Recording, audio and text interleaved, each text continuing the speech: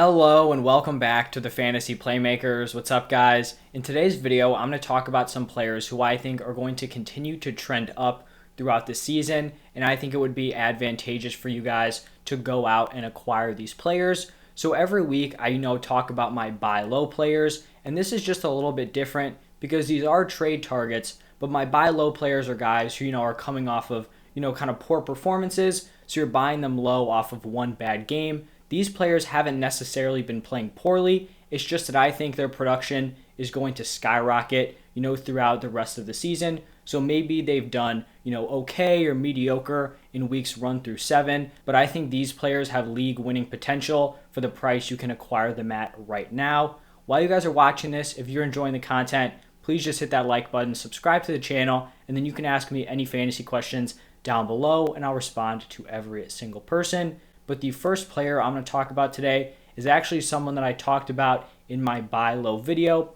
And I even mentioned in that video that he wasn't necessarily a buy low. But before I talk about Leonard Fournette, I kind of just want to talk about the overall running back landscape for fantasy football. And the way I see it, it seems like it's almost impossible to try to acquire some of these top tier high-end RB1s. Your Derrick Henrys, Kamara, Cook, even guys like Eckler, Zeke, DeAndre Swift, and Najee Harris. You would have to pay so much to acquire these guys that you'd basically be blowing up your entire team, and you'd have to give up at least 2, maybe even 3 meaningful pieces on your roster. And then you also have some other top running backs like Christian McCaffrey and Saquon who are injured. You have guys like Kareem Hunt and David Montgomery who are probably in that second or third tier, but they are also injured. And these may be guys that you're relying upon, so you may be in need of a running back. But I think it's very important that if you're trading for a running back right now, you want to acquire one who is trending upwards because you're not going to have to pay that huge premium. And in my opinion, Fournette is probably the number one candidate because if you're just looking at his overall production, he is currently the RB16 in points per game. That's PPR scoring. But you have to remember, his numbers are very skewed from early in the season. I basically split up his production into 2 kind of splits. The first one is the first 3 weeks of the season, and in that stretch, he was basically in a timeshare with Ronald Jones and Giovanni Bernard. He was averaging 8 carries per game, and that translated to 9.6 PPR points per game. And then you look at week 4, which is when he really broke out and took over as the RB1 for the Bucs. In that stretch, he's now averaging 17.3 carries per game, 116.5 scrimmage yards per game.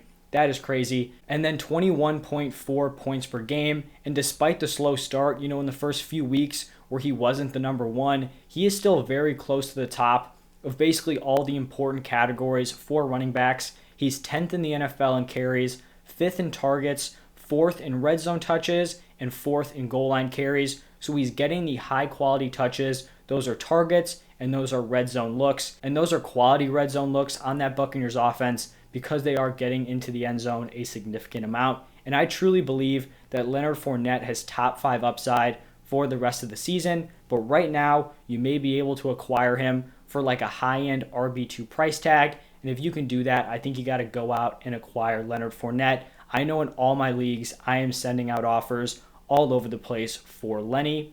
The next running back I want to talk about is Javonte Williams. And he's another running back who I think is trending upwards. He's nowhere close to Leonard Fournette, in terms of his season-long potential, but he's definitely someone who's going to be a much cheaper option. And I'm someone who did not like Javonte Williams coming into the season. I feel like I had a pretty good read on him because looking at this Broncos backfield, I just knew it was going to be a locked-in committee between Javonte Williams and Melvin Gordon, and I understood the argument that, Javonte Williams had long-term potential, to be the RB1 of this backfield, but I wasn't trying to spend a 5th or 6th round pick on Javonte Williams if he wasn't going to be useful, until the second half of the season. I'd much rather just punt on him in drafts and then try to acquire him now after he's kind of underperformed. We've seen in years past that it can kind of take these rookie running backs a little bit of time to truly take over as the number one in their backfield. I mean, even looking back at last season, Jonathan Taylor, Cam Akers,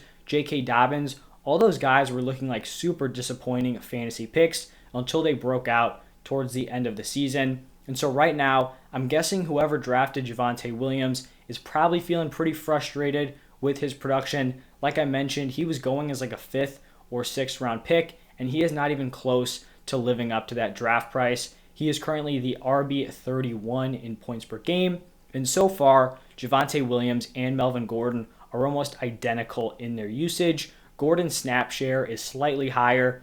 Basically every game, Gordon is in like the mid to high 50%. Javonte Williams is in the mid to low 40%. But when you're looking at the touches, Melvin Gordon has 9 more carries on the season. Williams has 3 more targets and 5 more receptions. So the usage is just very, very similar. But actually, Javonte Williams has been more effective on a per touch basis. He's averaging 3.92 yards created per touch, which is actually 7th in the NFL, compared to Melvin Gordon, who's only averaging 2.91. That is 27th. And when we're looking at the future of this Broncos team, Javonte Williams is the RB1, for the next 3 years to potentially much longer than that. They went out, they spent the high draft capital to bring him in, and Melvin Gordon is on the final year of his contract. Right now, it definitely doesn't look like the Broncos are going to be Super Bowl contenders, so they're not in a desperate, win now mode. And so I would expect as the season continues to progress, they're going to give Javonte Williams more and more work moving forward. And I think by the time we're getting to potentially the fantasy playoffs, Javonte Williams could be a suitable RB2 option because they're going to want to see what they have, out of their running back of the future. But now let's shift over to the wide receiver position, where I'm going to be talking about Keenan Allen.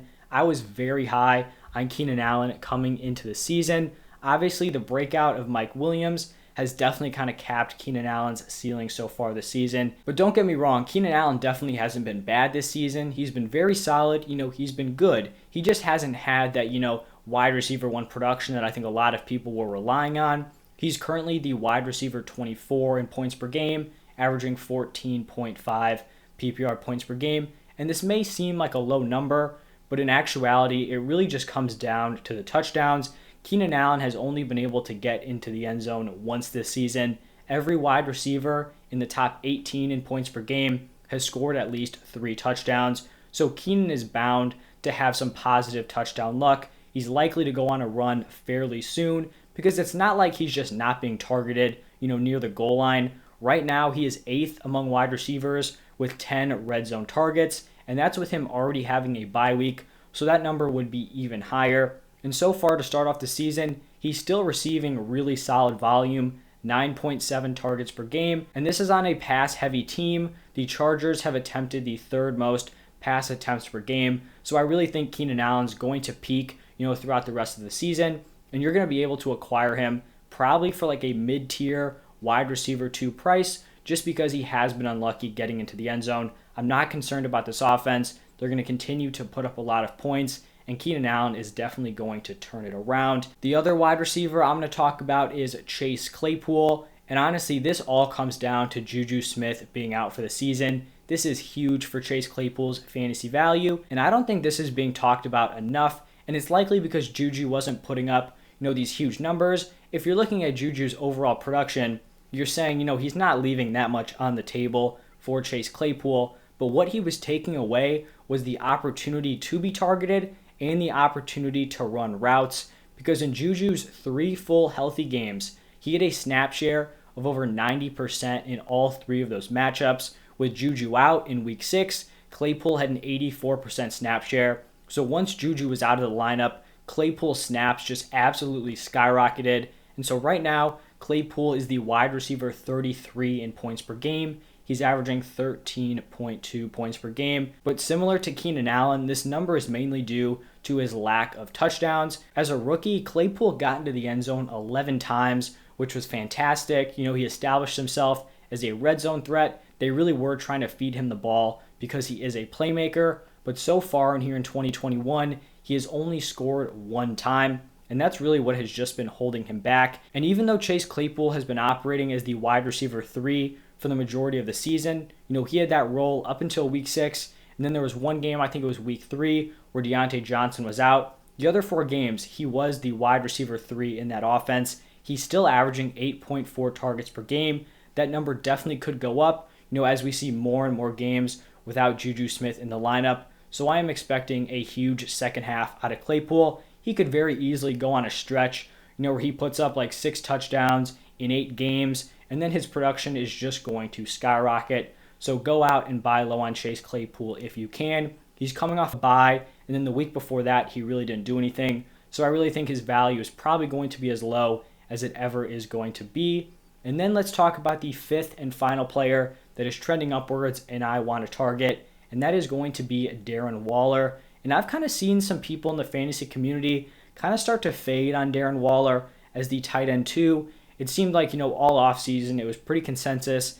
Kelsey's the number 1, Waller's the number 2. Now I've seen some people kind of pushing Mark Andrews. You've got the Kyle Pitts supporters out there. But for me, Darren Waller is still my number 2 tight end. Right now, he is the tight end 6 in points per game, averaging 13.8. But this has been a common theme for all of these pass catchers that I talked about, just the lack of touchdowns. Right now, Waller has 2 touchdowns on the season. But the thing is, his touchdown production just has not matched the opportunity he has received. Out of all the NFL's tight ends, Darren Waller is number 1 in route participation, number 2 in targets, number 1 in target share, number 2 in deep targets, and number 3 in red zone targets. So he's, the top of the top of basically every single category you want to see. And typically, it's been very tough to acquire these top tier tight ends because you kind of only have a couple and the rest of the tight ends are just poor. So far, we've actually seen a fair amount of overachieving tight ends. And so I think people may think that kind of limits Darren Waller's value. And so I would look to target him as soon as possible. He has a bye this week, which may push people to move him, even more than they normally would. Because I think, with the targets he's received, he's gotten the high quality looks. He's had a little bit of a problem with drops, but that's very uncharacteristic for him. So I'm not really going to read that much into it. But I really think you should go out, acquire him now, get a top tier tight end on your team before he just goes out and absolutely explodes down the stretch. But that is going to wrap it up for 5 players that I would be targeting long term who I think can be league winners. If you guys enjoyed this content, hit that like button, subscribe to the channel, ask me anything down below. But thank you guys for stopping by. Tomorrow, I'm going to be putting out players who I think are trending down and guys that you should probably get off of your roster. So look out for that. But thanks again, and I'll see you guys next time.